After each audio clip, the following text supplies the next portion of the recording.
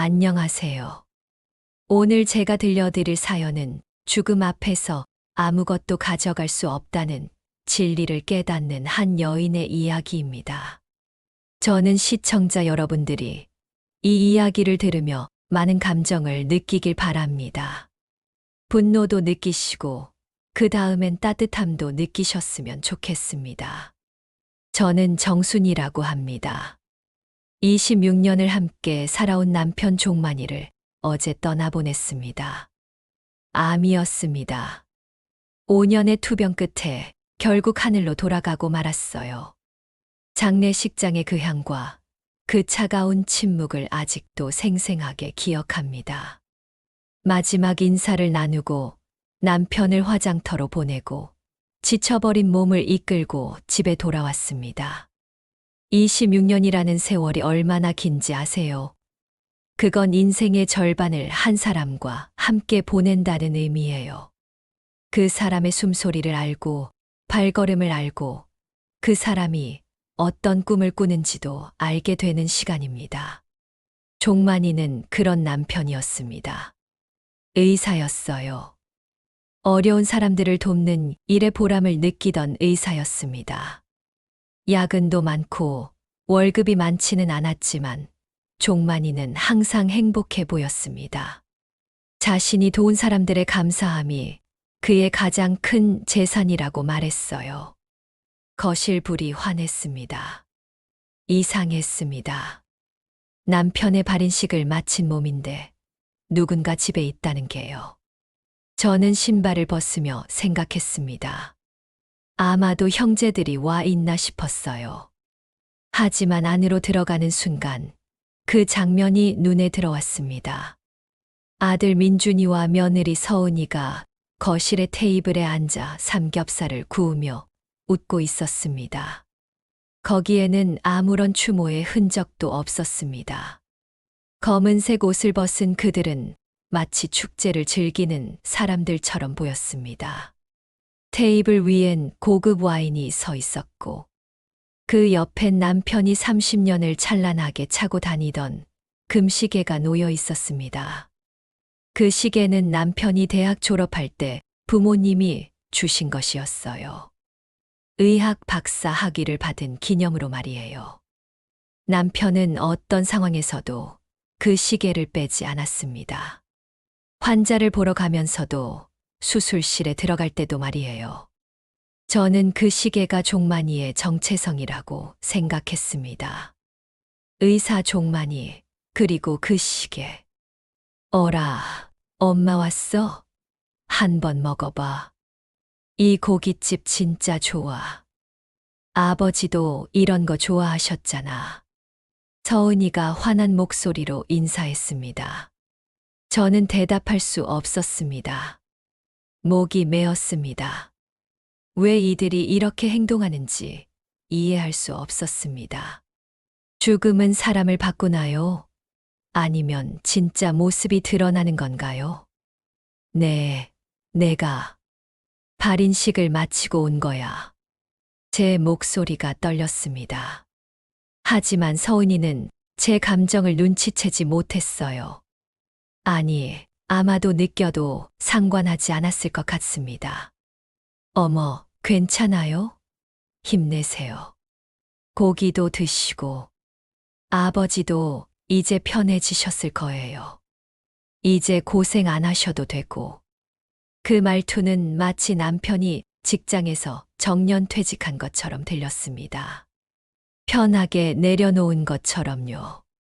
하지만 죽음은 정년퇴직이 아닙니다. 그때였습니다. 민준이가 테이블 아래에서 남편의 금시계를 집어들으며 중얼거렸습니다. 마치 내가 없다는 듯이 말이에요. 아니, 아마도 내 감정이 보이지 않는 것 같았습니다. 어라, 이 시계 진짜 좋네. 아버지가 이거 잘 하셨던 시계인데. 이 시계 팔면 꽤 나오겠죠.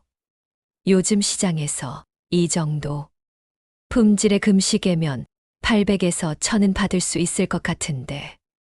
민준이는 마치 주식을 평가하듯 그 시계를 들었다 놨다를 반복했습니다.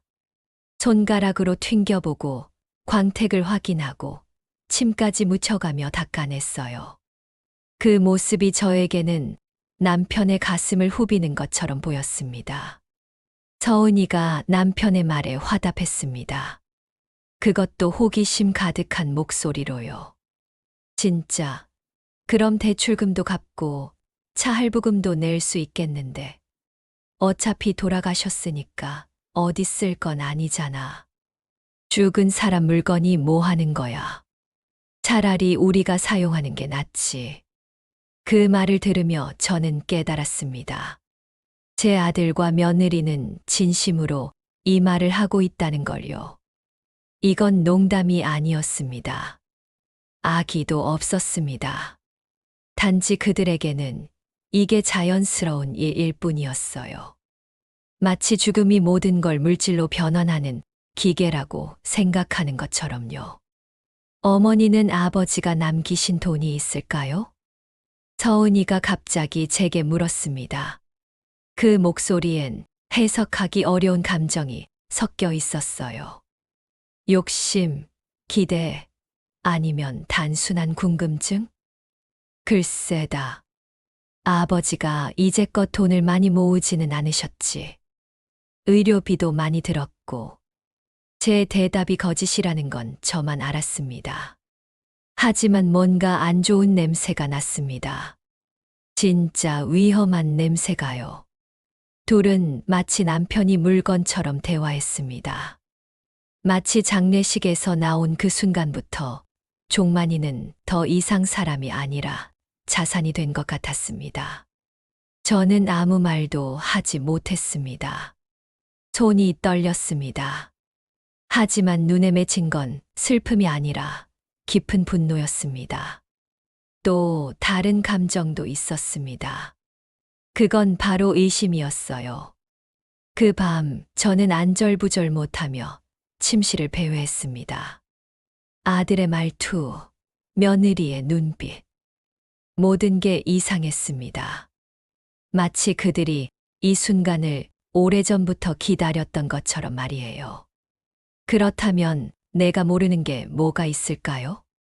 저는 침실에서 남편이 평생 소중히 간직했던 낡은 서류함을 꺼냈습니다.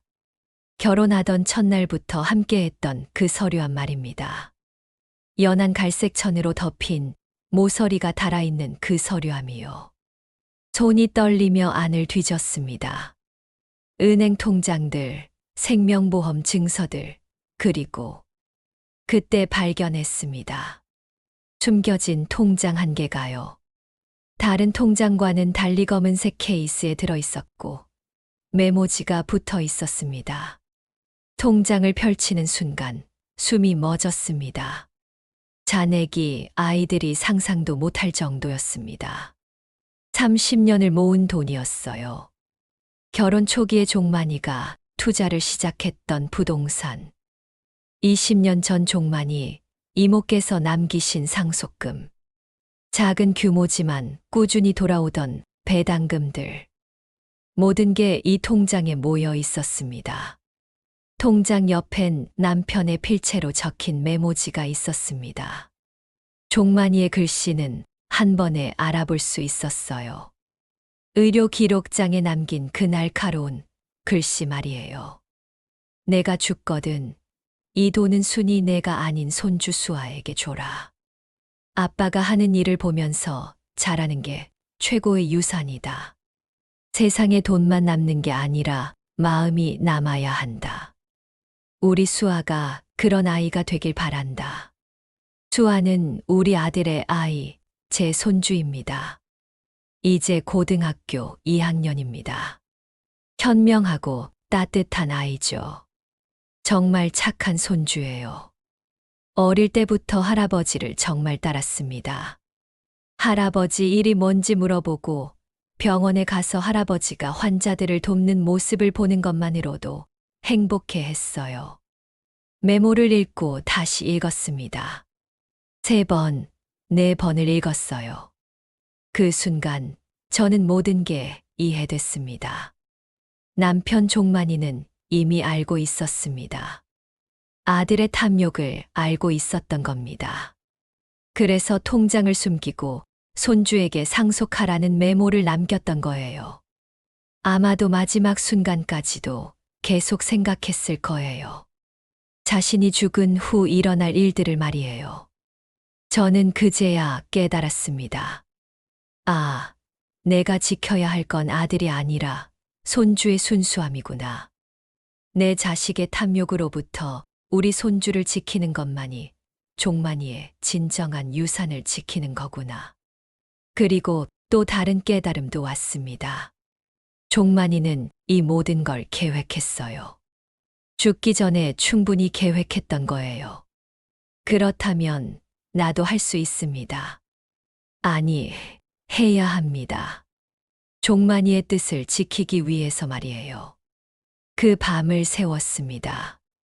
변호사와 상담을 하기 위해 전화번호를 찾기도 했어요. 하지만 이른 아침 생각을 바꿨습니다. 너무 빨랐어요. 감정 상태로 큰 결정을 하면 안 돼요. 저는 3일을 기다렸습니다. 3일간 제 마음을 추스렸어요. 그리고 마침내 결심을 했습니다. 다음 날 아침이었습니다.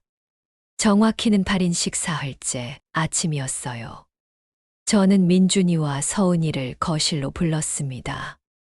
그들은 또 다른 테이블에 앉아 아침 식사를 하고 있었어요. 이번엔 스테이크였습니다. 너희 아버지가 남기신 유산이 꽤 많아. 내가 이제껏 말을 안 했는데 사실은 모르던 거야. 어젯밤에 발견했어. 두 사람의 눈이 반짝였습니다. 이게 자기들이 원하던 순간이었으니까요. 서은이의 포크가 잠깐 멈추었고 민준이는 즉시 앞으로 몸을 기울였습니다. 정말이에요, 어머니? 어라, 뭐가 있었어? 어느 정도인데? 두 목소리가 동시에 터져 나왔어요. 마치 어떤 신호를 받은 것처럼요. 많지. 이 집도 팔고 모든 재산을 나눠 갖자. 너희도 돈이 많이 필요할 것 같으니까. 아버지도 당신의 자식들이 편하기를 바랐을 거야. 내 목소리는 차분했습니다. 하지만 내 마음은 격하게 뛰고 있었어요. 정말 감사합니다, 어머니. 저희 정말 필요했거든요. 대출도 많고. 서은이가 말했습니다. 그리고 민준이는 이미 자리에서 일어났어요. 그럼 서류는 얼마나 되는데? 정말 나눠 갖는 거 맞지? 응. 변호사를 통해서 깔끔하게 처리할 거야. 너희가 걱정할 필요 없어. 모든 서류는 이미 준비했어. 그리고 그 순간 거실 문이 열렸습니다. 제가 이미 준비해 둔 변호사였어요. 민준이와 서은이의 얼굴의 놀람과 기쁨이 동시에 떠올랐습니다. 변호사는 서류 묶음을 내놓으며 설명하기 시작했습니다. 이것이 고인께서 남기신 재산 분배 및 상속 관련 서류입니다. 배우자 정순 여사와 아들 민준님, 며느리 서은 여사가 함께 검토하시고 사인 및 도장을 찍으시면 됩니다. 민준이는 서류를 빠르게 훑어보기 시작했습니다. 정확히 읽기보다는 대충 보는 정도였어요. 아무래도 서류에 있는 큰 숫자들 때문에 다른 부분을 읽을 의욕이 생기지 않았던 것 같습니다. 이 정도면 진짜 많은데. 우와, 이렇게나. 민준이의 손가락이 숫자 위에서 멈추었어요. 그 숫자는 그들의 인생을 바꿀 수도 있는 금액이었을 겁니다. 최소한 그들이 생각한 것보다는 훨씬 많은 돈이었어요. 도장 찍으시면 됩니다. 변호사의 목소리가 차가웠습니다. 사실 그 변호사는 제 친구의 형제자로 이 일을 돕기 위해 준비한 사람이었어요. 내 계획을 알고 있던 사람이었습니다. 민준이가 도장을 꺼냈어요. 하나, 둘. 서류마다 도장이 찍혔습니다. 마치 그것이 그들의 인생에서 가장 신성한 의식인 것처럼 말이에요. 셋, 넷. 그들은 빠르게 도장을 찍었습니다. 한 번도 서류 내용을 제대로 읽지 않고요. 욕심이 이성을 완전히 지배했던 거예요. 마지막 서류에 도장이 찍혔을 때 저는 제 표정을 통제하기 어려웠습니다. 하지만 아무 말도 하지 않았어요. 아직이었거든요. 변호사가 다시 입을 열었습니다. 이제 남은 절차는 제 쪽에서 처리하겠습니다. 다만 말씀드려야 할 부분이 있습니다. 민준이가 눈을 들었어요. 뭐 있어? 이 유산의 절반은 이미 기증 계약으로 묶여 있습니다. 어린이 병원, 고아원, 나눔의 집 등으로의 기증이 예정되어 있습니다. 고인께서 사전에 지정하신 것입니다. 순간 그 방의 공기가 얼어붙었어요. 아니, 벼락을 맞은 것처럼요. 민준이의 얼굴이 창백해졌습니다. 입이 벌어졌다 다물어졌어요. 마치 물고기가 물 밖에서 헐떡이는 것처럼 말이에요. 서은이는 비명을 질렀습니다. 뭐라고요? 그럼 우리는 계약상 나머지 절반만 받으실 수 있습니다. 이미 서명하신 서류에 명시되어 있습니다. 변호사가 차분하게 다시 설명했어요. 하지만 민준이와 서은이는 더 이상 말을 듣지 못했습니다. 그들은 서류를 다시 들었어요. 이번엔 진짜로 읽으려고요. 하지만 이미 늦었습니다. 서명은 이미 끝났거든요. 제 아들은 제게 인상을 썼습니다. 진짜 무서운 표정이었어요. 하지만 저는 그걸 보고도 웃음이 나왔습니다. 왜냐하면 저는 이미 충분히 울었으니까요. 지난 5년 남편의 곁에서 울었잖아요. 그 눈물들이 지금 우러나오고 있었던 거예요. 뭐 하는 짓이야? 엄마, 이게 뭐 하는 거야? 민준이의 목소리가 떨렸습니다. 하지만 저는 평온했어요. 아버지가 남기신 뜻이야. 내가 아버지 서류를 정리하다가 발견했어. 아버지는 이렇게 하길 원하셨어. 이건 사기야. 변호사, 이건 사기잖아. 서은이가 소리를 질렀어요. 안 됩니다.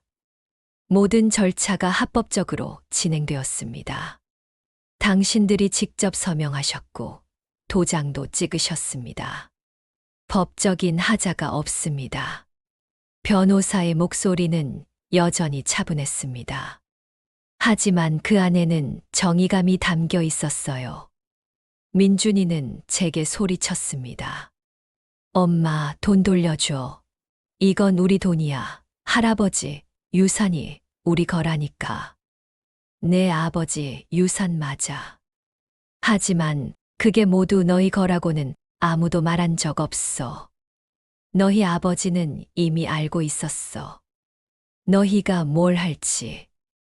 내 목소리에는 이제 분노가 담겨 있었어요. 그동안 참았던 모든 분노가요.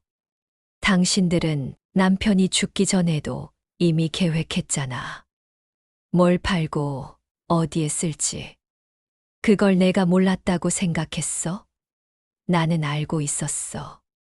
너희가 내 남편의 시계를 팔 계획을 하는 동안 나는 이 계획을 짜고 있었어. 서은이가 울음을 터뜨렸어요. 하지만 그건 진짜 슬픔의 눈물이 아니었어요. 그건 욕심이 부서지는 비명이었습니다. 그들은 그 자리에서 나가지 못했습니다. 할 말이 없었으니까요. 변호사는 나머지 서류들을 정리하고 가셨어요. 그 뒤로 며칠간 민준이와 서은이는 집에 있지 않았습니다. 아마도 다른 변호사를 찾아다니고 있었을 거예요. 하지만 더 이상 될 게 없었습니다. 모든 게 합법적이었거든요. 며칠 뒤였습니다. 정확히는 8인식 10일 뒤였어요. 우편함에 편지 한 통이 도착했습니다. 손주 수아의 필체로 쓰인 편지였습니다. 봉투에는 할머니께라고만 적혀 있었어요. 편지를 펼쳤습니다. 손주의 글씨가 천천히 눈에 들어왔어요. 할머니, 저 수아예요. 먼저 할아버지가 돌아가신 걸 정말 슬퍼합니다. 저도 아직도 믿기가 안 돼요. 할아버지와 커피도 마시고 병원에서 환자들을 돌보는 모습도 같이 봤는데 이제 못 본다니까요. 여기서 저는 이미 눈물이 나고 있었어요. 할머니, 저는 아빠가 난리를 치는 것도 들었어요. 할아버지 유산 때문에요. 할아버지가 남기신 돈을 못 받게 됐다고 계속 불평이라고 했어요. 엄마도 집에 안 들어가고 밖에만 있어요. 할아버지 친구들이 와서 도와줄 거라고 했는데 소용없다고 했어요. 수아도 모든 일을 알고 있었구나. 그 아이가 이 모든 걸 보고만 있었다니요. 근데 할머니, 저는 상관없어요. 어차피 우리가 가져갈 게 뭐가 있겠어요. 돈은 가져가 봤자 행복이 아니라는 걸 할아버지가 알려주셨잖아요. 저는 할아버지처럼 의사가 되고 싶어요. 할아버지처럼 어려운 사람들을 도와주고 싶어요. 그게 제일 부자가 되는 길이라고 할아버지가 항상 말씀하셨잖아요. 편지를 읽는 순간 제 눈에서 눈물이 흘러내렸습니다. 이건 분노의 눈물이 아니라 따뜻한 눈물이었습니다. 종만이가 쏟아붓던 그런 눈물 말이에요. 제 가슴이 터질 것 같았어요. 이번 여름방학에 할아버지가 다니던 병원에서 봉사를 하고 싶어요. 할아버지가 하셨던 일을 직접 경험해 보고 싶거든요. 할머니, 가능할까요? 할아버지 환자분들도 만나고 싶어요. 할아버지가 얼마나 훌륭한 분이었는지 다시 한번 느껴보고 싶어요. 좋은 의사는 돈으로 되는 게 아니라 마음으로 되는 거라고 할아버지가 말씀하셨거든요. 편지는 계속됐습니다. 할머니, 사실 저는 할아버지가 우리한테 남기신 돈 이야기보다 할아버지가 우리한테 남기신 마음을 더 생각하고 있어요. 그 마음으로 저도 누군가의 삶을 바꿔줄 수 있는 의사가 되고 싶어요. 할아버지, 이제 편하게 쉬세요. 저는 할아버지가 하시던 일을 계속할게요. 편지는 거기서 끝났습니다. 저는 거실로 나갔어요. 침실에 있던 종만이의 사진을 꺼냈습니다. 30년 전 우리 결혼식 날 사진이었어요. 그 젊은 얼굴로 웃고 있는 종만이 말이에요. 저는 그 사진 앞에 작은 잔을 놓았습니다. 종만이가 좋아하던 위스키였어요. 여보, 보이세요? 이제야 우리 손주가 진짜 부자가 됐어요. 목이 메었습니다. 하지만 이건 슬픔의 목매임이 아니라 감사함의 목매임이었어요. 종만이는 이 모든 걸 계획했어요.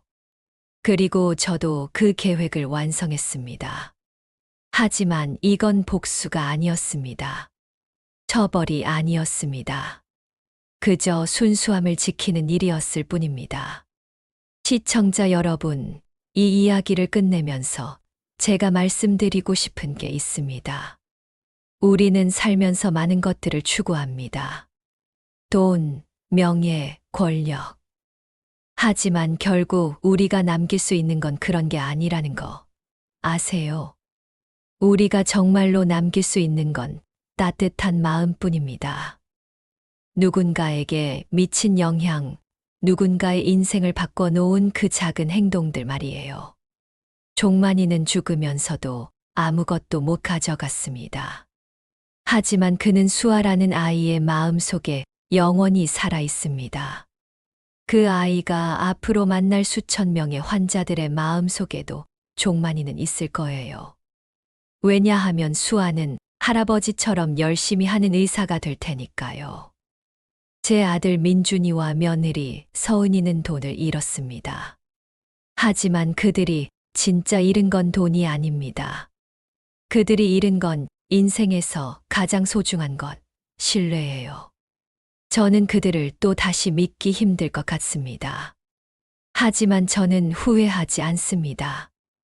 왜냐하면 이게 옳은 일이었거든요. 종만이가 원했던 일이었거든요. 그리고 무엇보다 수아의 순수한 마음이 지켜졌거든요.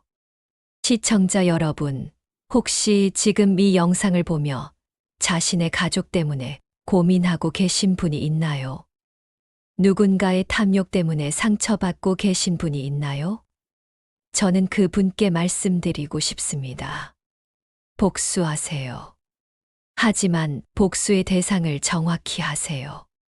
당신이 복수해야 할 대상은 그 탐욕스러운 사람이 아니라 아직도 순수한 누군가의 마음입니다.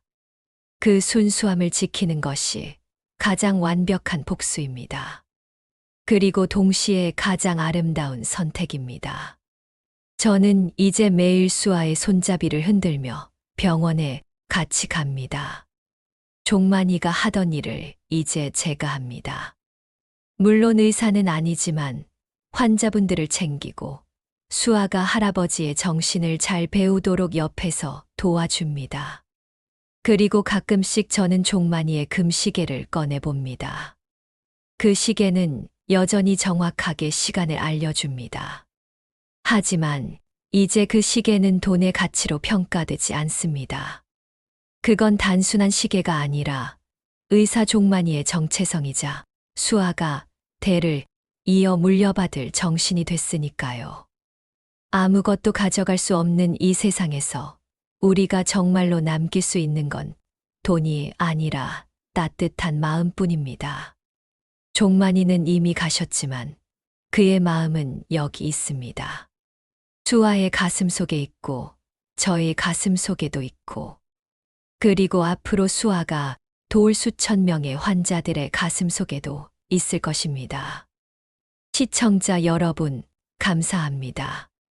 제 이야기를 들어주셔서요. 혹시 이 영상이 누군가의 인생을 조금이라도 바꿔 놓을 수 있다면 그것도 종만이의 또 다른 유산이 될 것 같습니다.